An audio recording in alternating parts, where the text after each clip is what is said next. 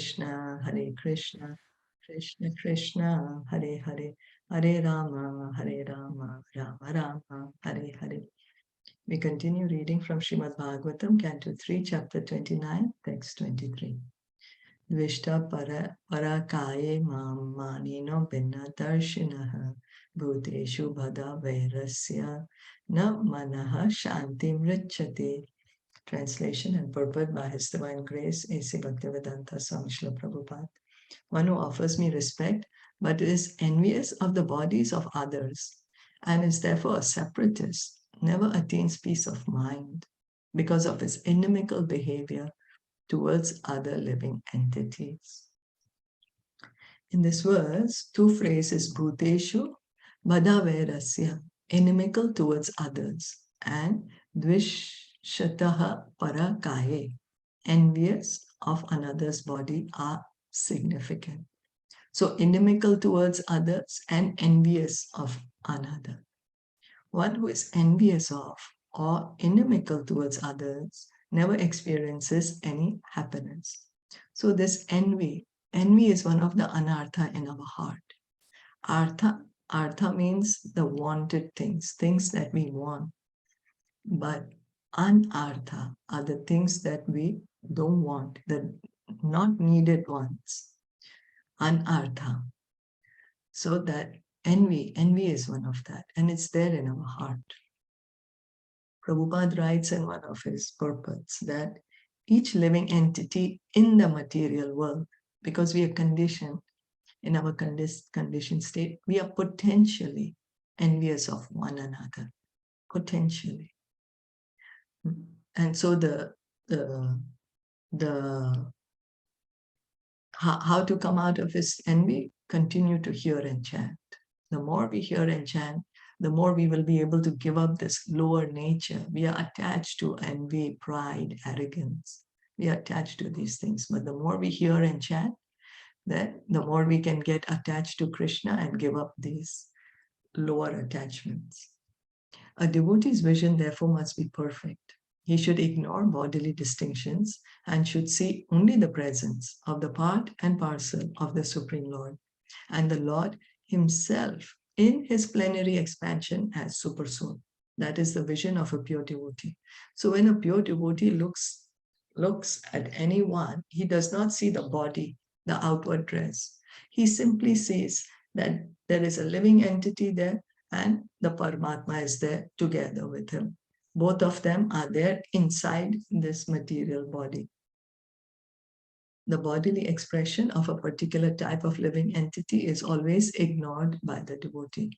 So Samadarshinaha, Krishna says in Bhagavad Gita, that one who is a true Brahman, he has Samadarshinaha. He sees all the living entities with equal vision. So when we say equal vision, what does it mean?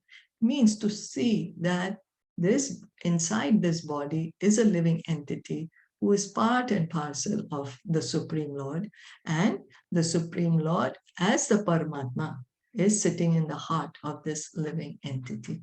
This is how we need to see even the animals. So we should not be violent to the animals. Why? Because they are also living entities. The Paramatma is also in their heart. It's not that only the human beings are living entities. The animals are also living entities.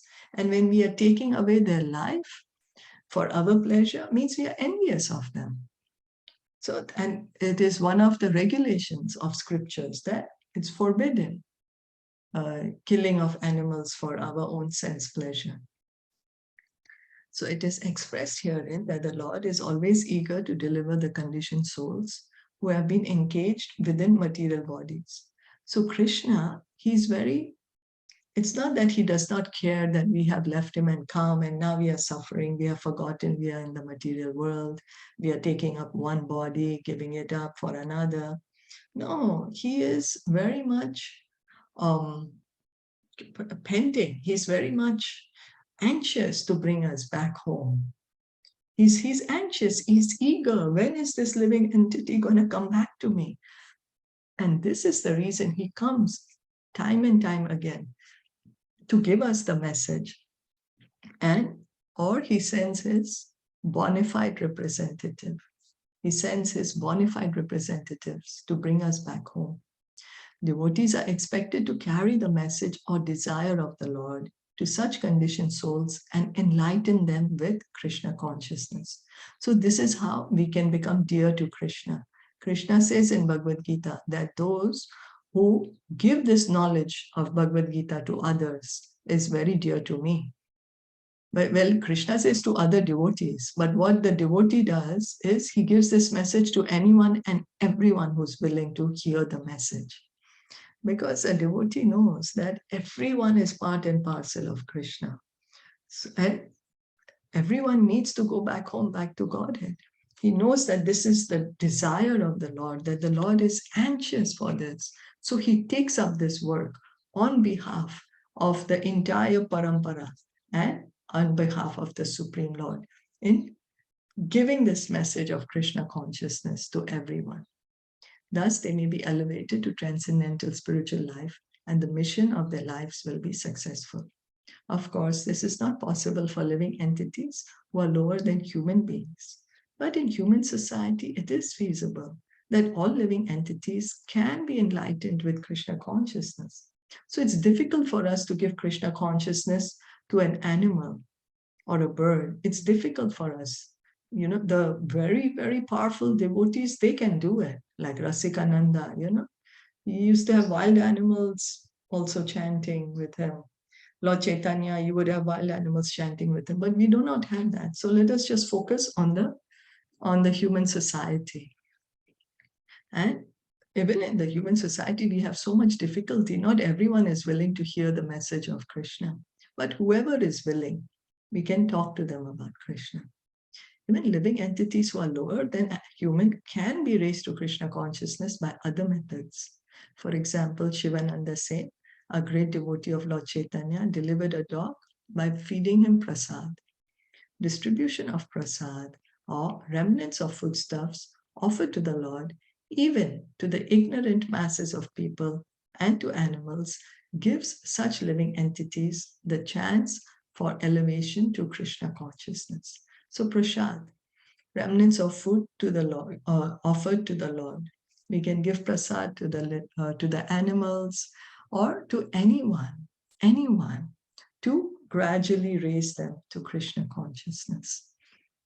Factually, it happened that the same dog, when met by Lord Chaitanya at Puri, was liberated from the material condition.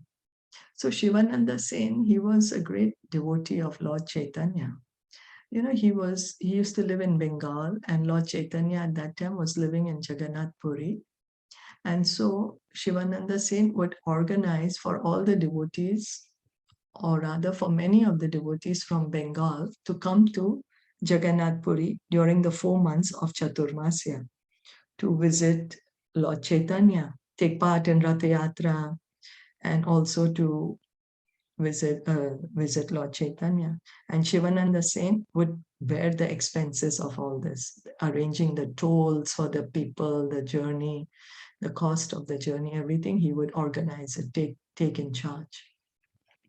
So during one such journey, he got attached to a dog.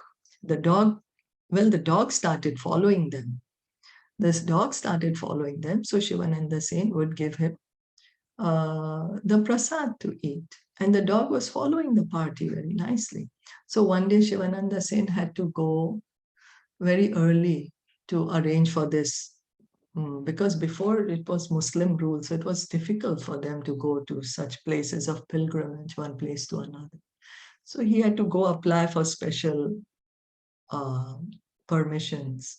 So he had told another devotee that you feed the dog.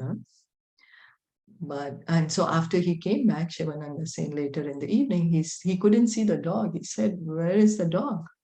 Then did you feed him today?" The devotee said, "Oh, I'm sorry, I forgot to feed him." So Shivananda Sen also fasted that day. He fasted. And he was just like feeling bad that the dog is not dead. He also paid toll for the dog, because to pass the Ganga, the boatman said, "Oh, you have to pay toll for the dog if you want to take him on the boat across the Ganga." Shivananda Sen paid also. And then it so happened when they reached Puri, Shivananda saw that same dog. He saw that Lord Chaitanya was giving the dog the coconut pulp, from his own hands. Lord Chaitanya was feeding. So this dog was not an ordinary soul, He was following the devotees, he was getting the prasad, he got the mercy of Lord Chaitanya, and then the dog left his body. He left his body. I don't exactly remember what happens. Did they see the four-handed form that time or something? But to the effect that the dog got liberated. I don't exactly remember what happened. But as we read on in Caitanya Caritamrta, we will come to this pastime also. So that is the pastime of the dog and Shivananda same.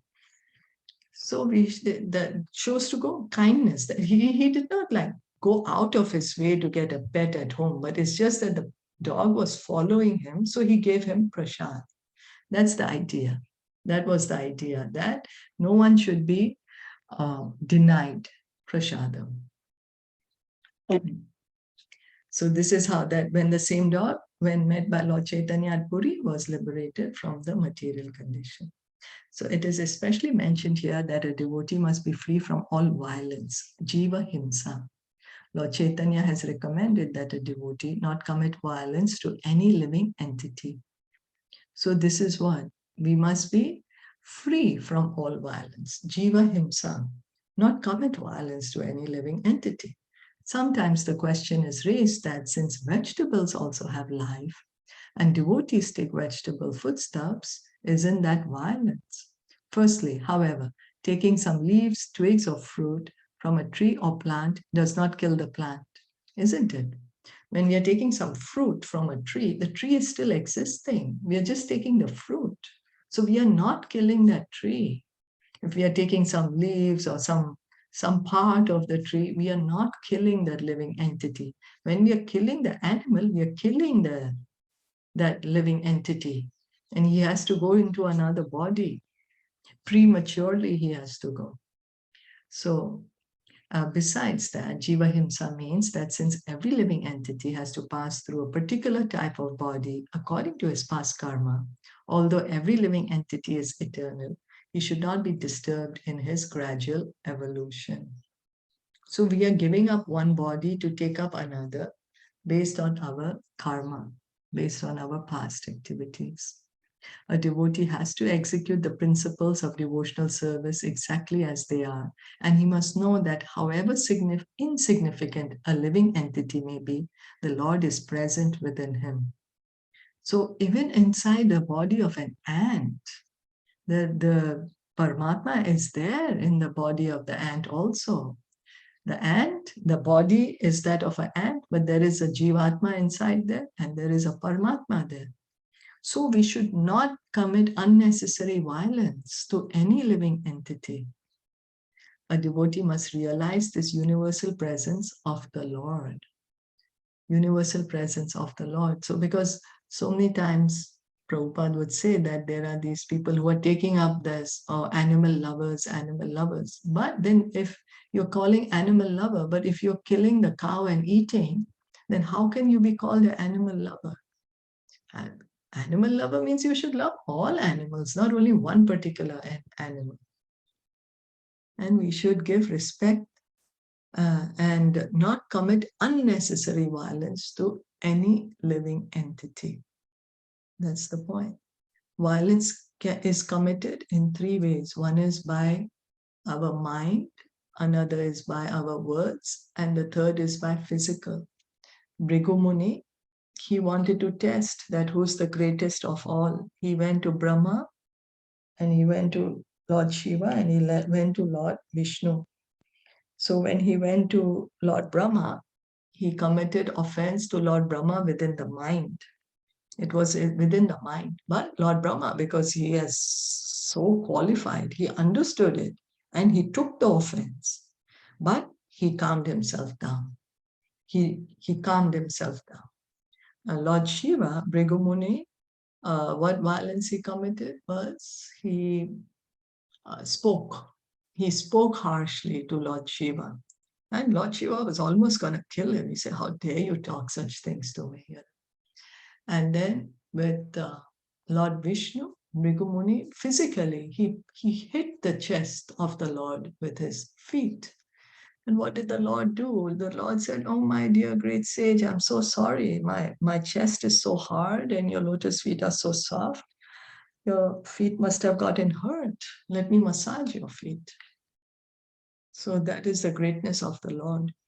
So the idea is violence. We should be careful not to commit violence to others, either by our mind, words, or by our actions. So that is the devotee. It's not only that we can be violent only physically, but we are sometimes violent by our words. And sometimes we are violent in our thoughts. So we should give up that. Is that okay? Yes. Did you want to add anything? If not, then we'll continue reading. Okay, let's continue. Aham ovache ova ucca vacher dravye kriya yotpannayang nage neva tushye archito archayam bhuta grama avamaninaha. My dear mother, even if he worships with proper rituals and paraphernalia, a person who is ignorant of my presence in all living entities never pleases me by the worship of my deities in the temple. So much Lord Kapila has been talking to bring to our attention that the Paramatma is there in everyone's heart, and we should be careful of this. We should become aware of this point. That's why we can see repeatedly so many verses he's saying this. There are 64 different prescriptions for worship of the deity in the temple. There are many items offered to the deity, some valuable and some less valuable. So it seems there are 64 the worship of the deity, there are these 64 prescriptions. It is prescribed in Bhagavad Gita, if a devotee offers me a small flower, a leaf, some water, or a little fruit, I will accept it. Krishna says that in Bhagavad Gita, Patram Pushpam Phalam Toyam. Give me a little flower, a leaf, some water, a little fruit, I will accept it. The real purpose is to exhibit one's loving devotion to the Lord. The offerings themselves are secondary. So it's not that Krishna doesn't have a leaf or a water or a fruit. It's not that he needs these things. No, he says, if you offer me with love and devotion, so that is the part. Loving devotion. It's like, when our small child comes and gives us something, they might have taken it from our cupboard itself, but when they come and give it to the parent feels very happy. Oh, the child thought about me. It's a reciprocation, loving reciprocation. When there is love, then there is reciprocation. There is expression of the love. That is what is between the devotee and Krishna. There's an expression, the reciprocation of love. So this is how, because out of love, the devotee offers some small offering, and out of love, Krishna accepts it. He's God, he's unlimited, he does not need anything. But because someone's offering with love, he also loves everyone, so he accepts it out of his love. If one has not developed loving devotion to the Lord and simply offers many kinds of foodstuffs, fruits, and flowers without real devotion, the offering will not be accepted by the Lord. So we may say, I will make chapan bhog, but if it's not out of love, Krishna does not accept it. We cannot bribe the personality of Godhead. He is so great that our bribery has no value, nor has he any scarcity. So then what comes to mind? The pastime. Does anyone remember this pastime? That someone may offer a lot of foodstuff to the Lord, but he won't take it. But if someone is offering just a little bit out of love, the Lord takes it. Does anyone remember any pastime?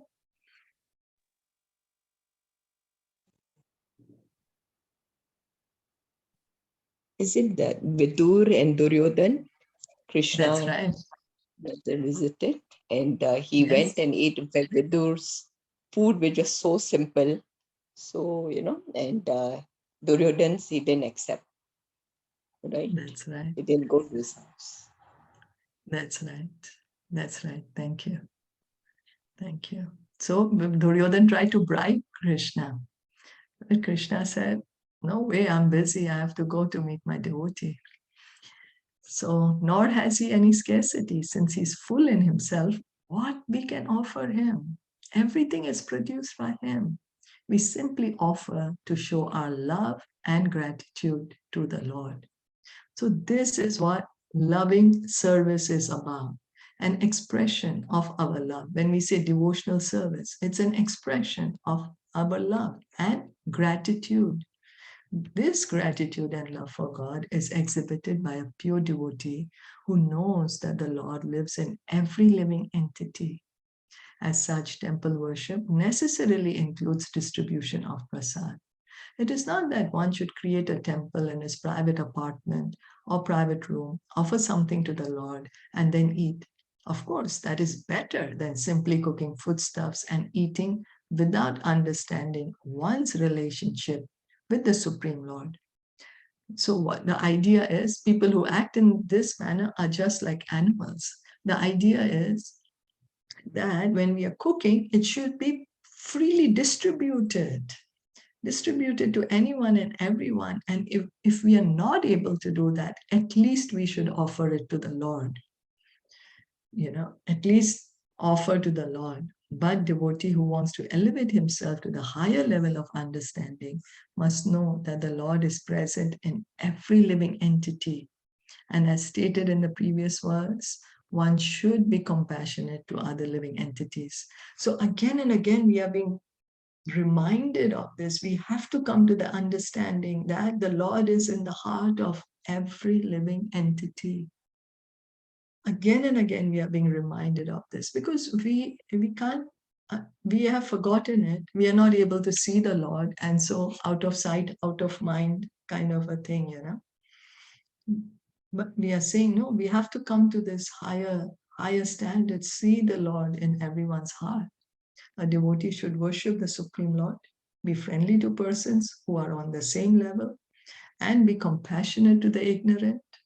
One should exhibit his compassion for ignorant living entities by distributing prasad. Distribution of prasad to the ignorant masses of people is essential for persons who make offerings to the personality of Godhead. So ignorant means those who don't know about Krishna. But we can give them mercy by offering them prasad, distribution of prasad. So worship is always for the Supreme Lord, worshiping the Supreme Lord. Then how should we deal with other people who are on the same level? Friendly relations.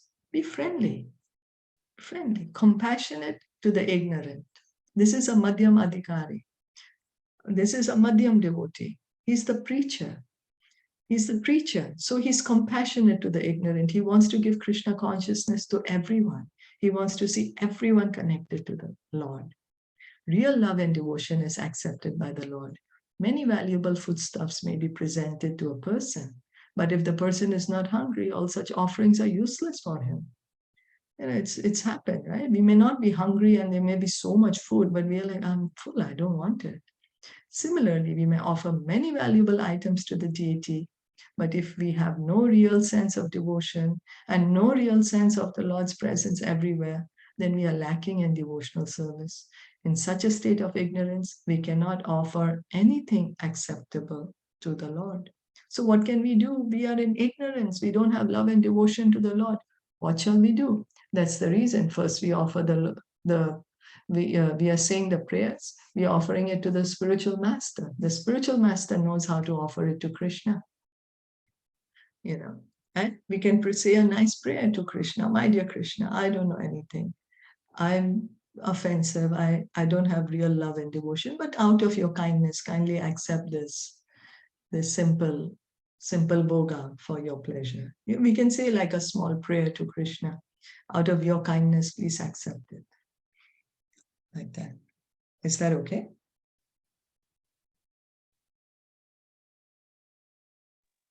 Yes. Okay, thank you. So we'll stop here for today. Thank you so much for listening in and joining in. Srimad Bhagavatam ki jai, Srila Prabhupada ki jai, Gaur Bhakta Vrinda ki jai. Hare Krishna. Hare Krishna.